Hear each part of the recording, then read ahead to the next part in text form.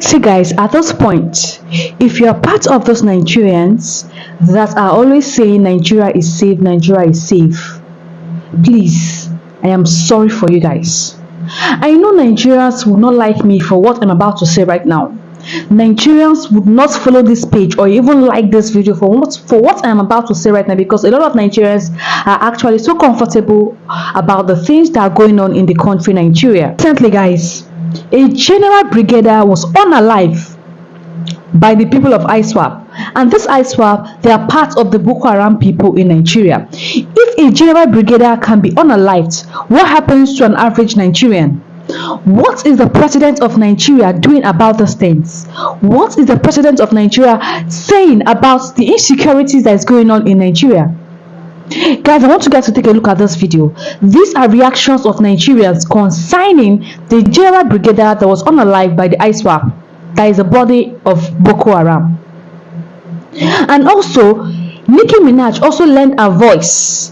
Imagine Nicki Minaj lending her voice to Nigeria. What is the business of a musician to what is going on in Nigeria? She was lending her voice, asking Donald Trump to make it faster, to come and help Nigerians from the situations that Nigerians are in. The rate at which the insecurity in Nigeria is going, I don't know what else to say. But let's watch this video, guys. President Tinubu, I think it is time for you to resign now. How do you feel comfortable being president over a failed nation? How do you feel comfortable being president over kidnapping, over genocide, over losing? We are losing our gallant soldiers.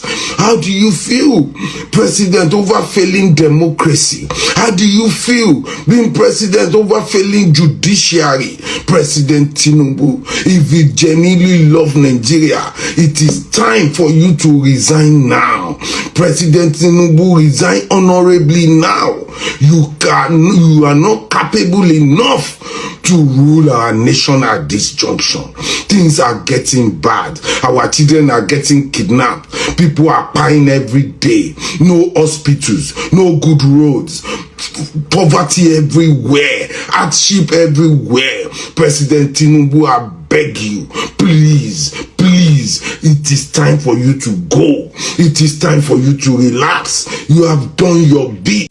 Yesterday we lost a general, Brigadier General Obamusa, and the videos being circulated. And 24 hours after, we saw what happened in Kebbi.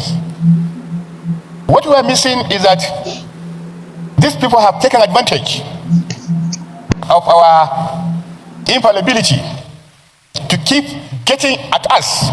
Imagine if any one of us has a daughter now in captivity in Kebbi. Will you be sleeping? Is it possible for you to survive when your own daughter is taken?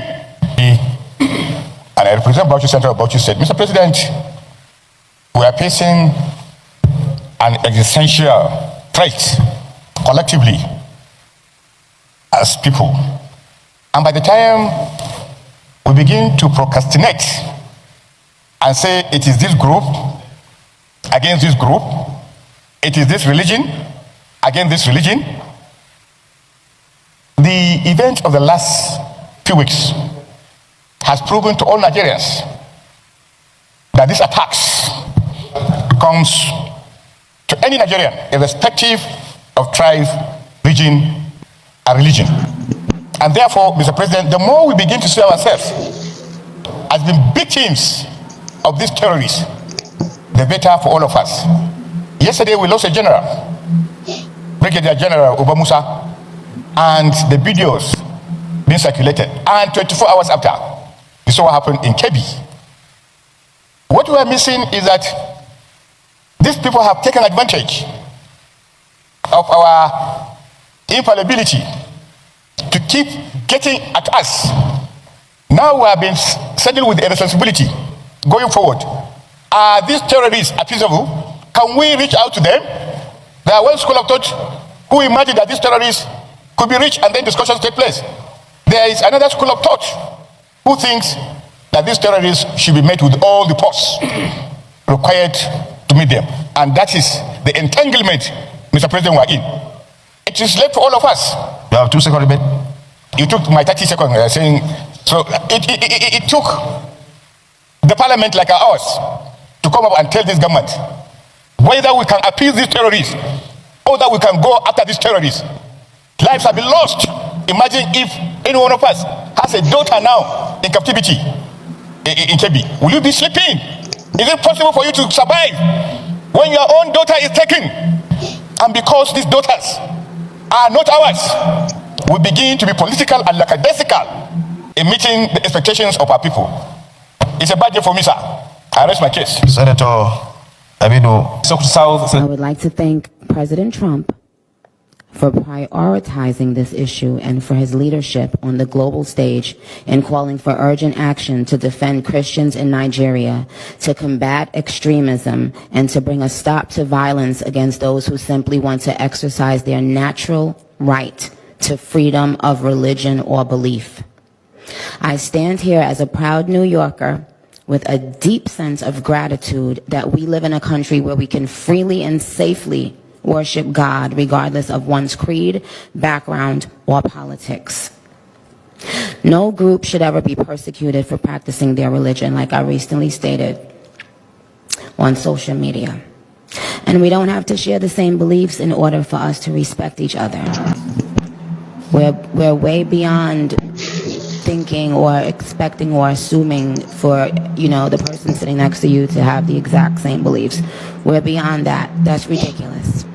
But that shouldn't make one person feel less safe than anyone in any room. Churches have been burned. Families have been torn apart.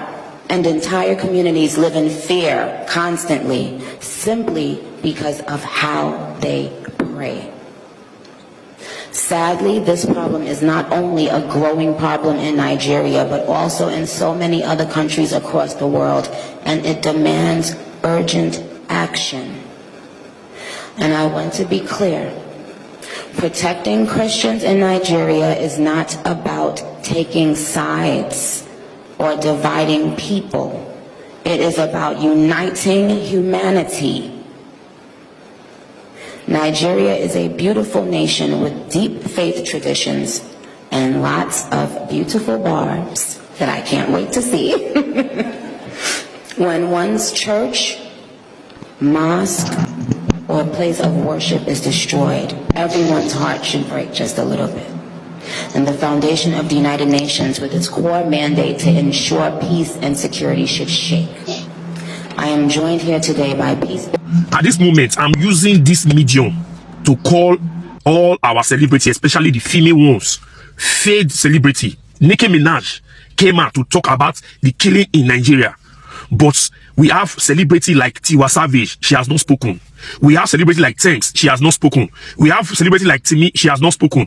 We have celebrity like Simi, she has not spoken. We have celebrity like what is this guy's name again? Abina Rasta, she has not spoken. See, we have Paul and Peter, that is P Square, they have not spoken. We have people like Whiskey, they have not spoken. We have people like Davido, he has not spoken. We have somebody like Burna Boy, he has not spoken. We have people like what is his name, Kiss Daniel, he has not spoken. And you can name them. A lot of Nigerian celebrities, no one has spoken about this Christian genocide since Donald Trump came out to speak. Now America's superstar is doing it for you to tell you how failed you guys are.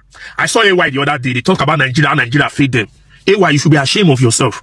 You come as a Nigeria, you see, talk about Nigeria to fail you. Why Nigeria go qualify, go World Cup, when a lot of blood being shed in this country?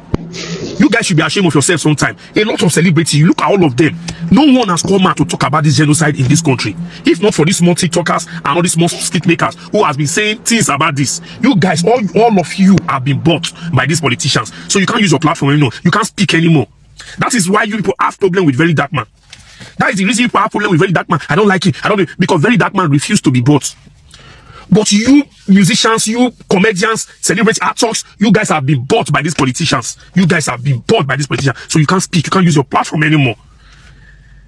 Nicki Minaj, a superstar, was in the Congress yesterday, condemned the killings of Christians in Nigeria. What a shame to our musicians. What a shame to our politicians. Nigerians, if you don't wake up, it is better you people learn how to be playing games, computer games, than to be listening to all this that rubbish music. And listen to foreign music. I don't listen to all this Nigerian music. I don't listen to them because when we have issues, they're good docile. First of all, on the 18th of November, Nicki Minaj actually spoke about what is going on in Nigeria, the atrocities the Nigerian Christians are facing. And you know, she has been outspoken about what is going on in Nigeria for a long time. So yesterday, she actually spoke about it, yes, and the government gave her the platform to speak about it. And she said what is going on in Nigeria demands urgent action, or else the casualties will be too much. So Nicki is basically doing what some Nigerian celebrities, or most Nigerian celebrities, don't want to do: speak against the atrocities going on. Now, guess what? Immediately after she gave the speech and she left, some 300 Nigerians went in and followed her on Twitter. 300 Nigerians. I'm like, hey. So for their mind, they are trying, or they have cancelled Nicki Minaj. They think. Guys, can prayer solve the situation of things in Nigeria right now? Absolutely not. What is the president of Nigeria doing about this situation? Nothing. When I tell you that the government of Nigeria, they do not have any atom of regard for the citizens of Nigeria. They do not regard us. They don't care about the things that are going on with us. They don't care about how we are living. They don't care about what we are doing. They do not give an F. The high rate of insecurity in Nigeria right now is alarming. I wouldn't lie to you guys. Nigeria right now is already divided. Like, divided. The rate of unaliving of Christians, the rate of unaliving of army officers, police officers, individuals, kidnapping is something I cannot explain anymore in Nigeria. And tomorrow you say we're the giants of Africa. How are we the giants of Africa? How are we the giants of Africa? What change are we making in Nigeria? What do we Nigerians have to be proud to call Nigeria a country? How should I be proud of Nigeria that is in this state? This is a mess. If a general brigadier can be unalived in this way, abducted and unalived, what happens to an average Nigerian? What happens to an average Nigerian? We are not safe. Do we really have a governor? Do we really have a president? Do we really have a leader as Nigerian? I am speaking from the place of pain, being a Nigerian. Most times I want to regret ever being a Nigerian. But can I? I cannot regret it. I cannot reject where I came from. The Nigerian government needs to do something. They need to wake up. Wake up and do something. It is getting out of hands.